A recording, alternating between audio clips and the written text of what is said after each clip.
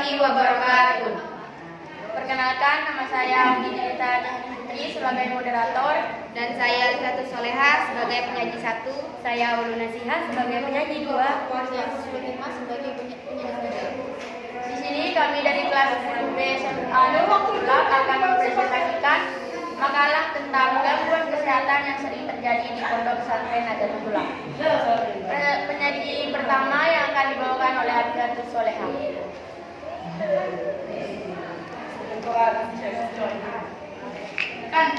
Yaitu pendahuluan. Latar belakang masalah penyakit di pondok pesantren lebih sering kita jumpai pada santri. Biasanya penyakit yang sering muncul ialah infeksi lambung, gatal-gatal, dan batuk pilek. Perbedaan tempat, kultur, budaya, bahasa, dan faktor lainnya tentulah dapat merubah sikap santri, terutama soal merawat diri dan bagaimana sikapnya terhadap lingkungan, yang sejatinya menuntut untuk lebih bersikap dewasa dan mandiri. Apalagi jika seorang santri menemui kendala seperti pola makan yang berbeda dengan di rumah dulu, tingkat sanitasi air, kebersihan, atau bahkan menemui kondisi sakit, serta bagaimana cara pengobatan terhadap penyakitnya. Dunia pesantren bagi peneliti begitu menarik untuk diteliti lebih lanjut, lebih jauh.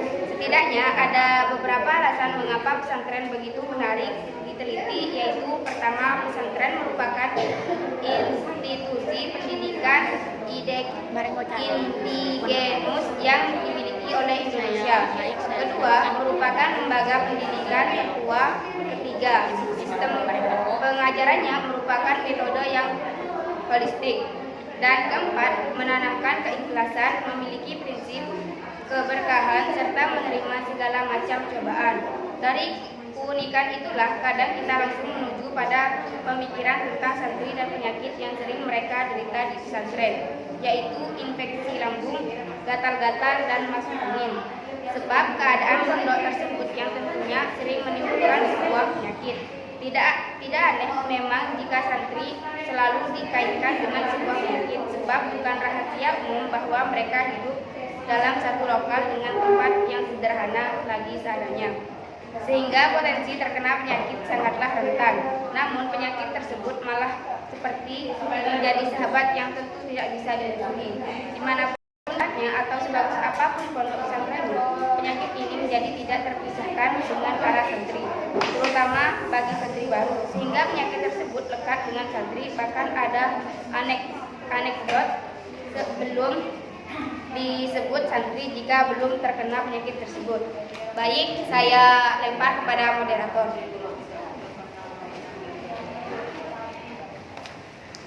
Penyaji kedua yang akan dibawakan oleh Awalun Nasihah. Pembahasan penyakit yang sering terjadi di pondok pesantren. Penyakit yang sering terjadi di pondok pesantren beragam seperti korengan, gatal-gatal, batuk pilek, masuk angin, ma, dan lain-lain. Di sini kami akan membahas 3 penyakit yang sering terjadi, yaitu infeksi lambung, gatal-gatal, dan masuk angin. Infeksi lambung.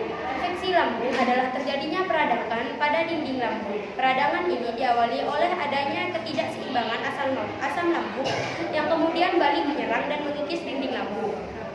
Dinding lambung yang terkikis oleh asam lambung ini dapat menjadi luka atau borok. Jika dibiarkan, kondisi ini dapat menimbulkan infeksi yang disebabkan oleh bakteri H. pylori. Gatal-gatal. Kudis atau scabies adalah infeksi kulit yang disebabkan oleh tungau Sarcoptes scabium. Tungau tersebut memproduksi pada permukaan kulit, lalu masuk ke dalam kulit untuk bertelur, sehingga menyebabkan rasa gatal. Timbulnya rasa gatal dan keinginan menggaruk dapat lebih parah di malam hari.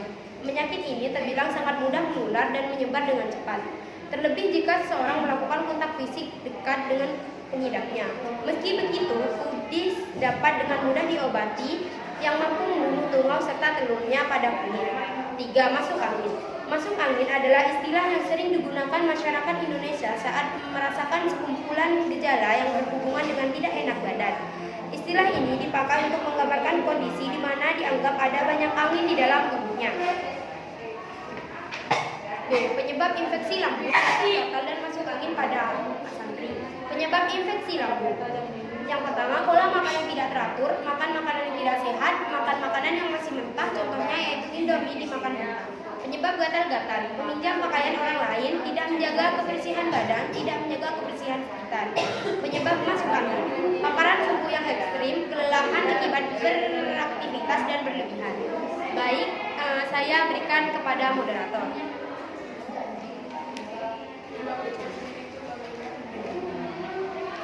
Penyaji ketiga yang akan dibawakan oleh Husnul Khotimah. C. Upaya pencegahan infeksi lambung, gatal-gatal, batuk pilek dan masuk angin pada santri. A. Upaya pencegahan infeksi lambung.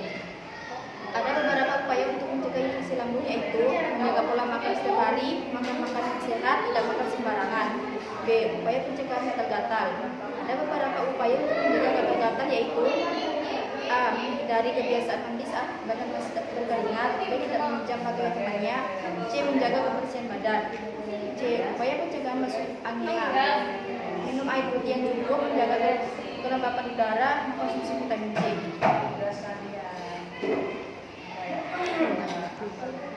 Penutup. Penyakit yang sering terjadi di pondok pesantren antara lain adalah infeksi lambung, gatal-gatal, masuk angin. Penyebab penyakit tersebut sering terjadi karena para santri tidak mengatur pola makan, tidak menjaga kesehatan, meminjam pakaian, dan lain-lain.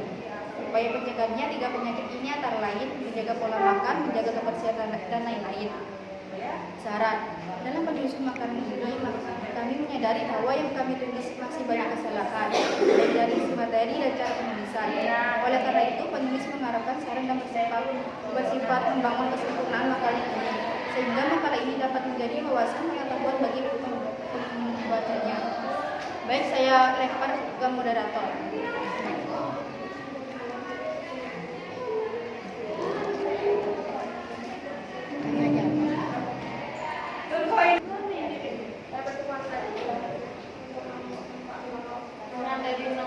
Baik, selanjutnya yaitu sesi tanya jawab.